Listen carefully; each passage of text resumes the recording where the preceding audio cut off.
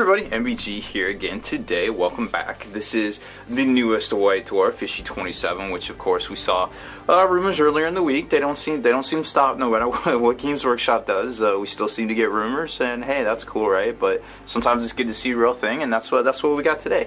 So we've got the new Space Wolf Codex in this issue. We've got the new Venerable Dreadnought kit, which is kind of like a three-fer, so to speak.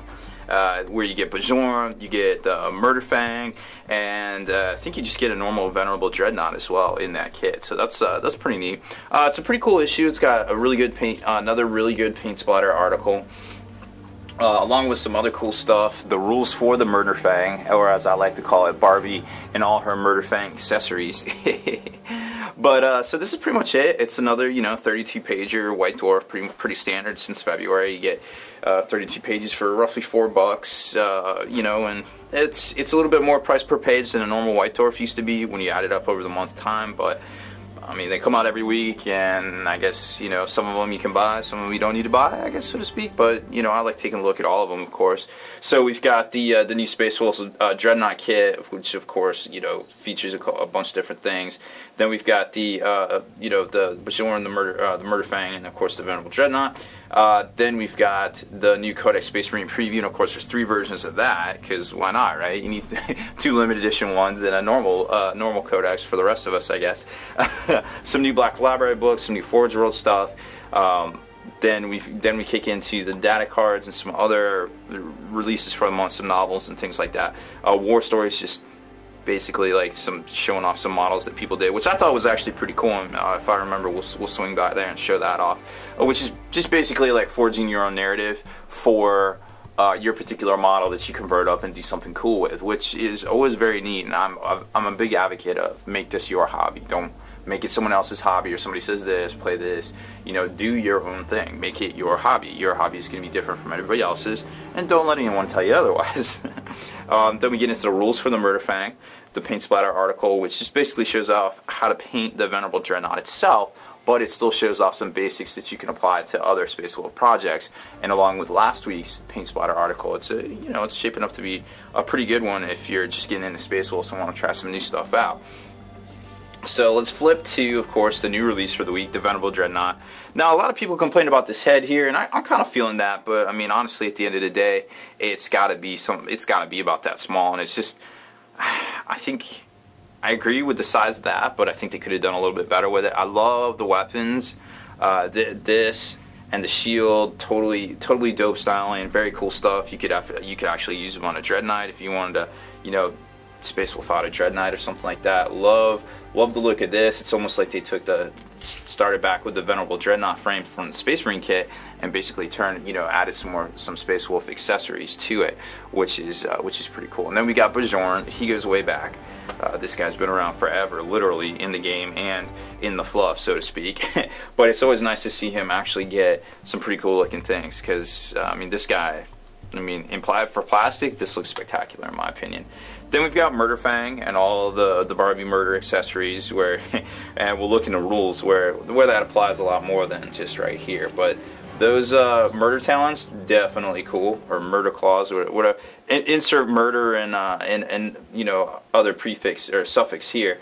But those look pretty dope. I mean, I'm super stoked with their styling. They're kind of frost ice looking kind of thing. They're not like super stylized like the Blood Angels ones would be, but I mean, there's a reason for that, of course. Then we get into the actual Space Wolf Codex preview, which is, judging by the preview here, it's shaping up to be just like it should always be, just basically Vikings in space, all hail the Allfather, Emperor of Mankind and such. But, I think a lot of people, are torn between these guys and the Blood Angels, and you're going to see where those alliances lie here next week, right? Forge World's got some new releases, some mechanic and stuff. If you're following along online, they previewed, the Venerable Dreadnoughts, or not the Venerable Dreadnoughts, the Contemptor Dreadnoughts for the Horus Heresy, Night Lords, and Iron Warriors. So I'm going to have to get one of them myself here soon. Speaking of which, there's the Salamanders one from a couple weeks ago. So pretty cool stuff coming soon to a tabletop near you. Here's the Heroes and Monsters section, where they just kind of go into fluff over certain story, basically forge your own narrative, make a model, forge a narrative for it. There you go. This one was actually pretty cool. I liked it. It was kicking it back to Armageddon, keeping it real. This story was pretty neat, so I definitely like that. So here's the Murderfang. And of course, all the murder accessories. You got the special rules here. It will not die, rage, rampage, furious charge, murder, lust. Hooray! It ignores the effects of crush, stunned, and shaking. Of course, why not, right? It can take a drop pod as a dedicated transport. Cool. And the murder clause, which is just basically like lightning clause for, you know, lack of any other special rule here, except for they have a built-in weapon per the norm on the dreadnoughts. Pretty much got the normal stats, 5.5. I mean, that's more of a venerable type status, but hey, we'll take it. Front and side, pretty much normal for a dreadnought. The price, $135, a bargain in my opinion. I think it's pretty good. It's on par with the Dread Knight itself, actually, but not being a monstrous creature makes it a little bit more vulnerable. Being a vehicle, but that being said, it is 7th edition, so hey, 7th edition is a little bit harder to kill vehicles. However, this guy's probably going to be in your face, so you get all the melta shots in the world on him, depending, right?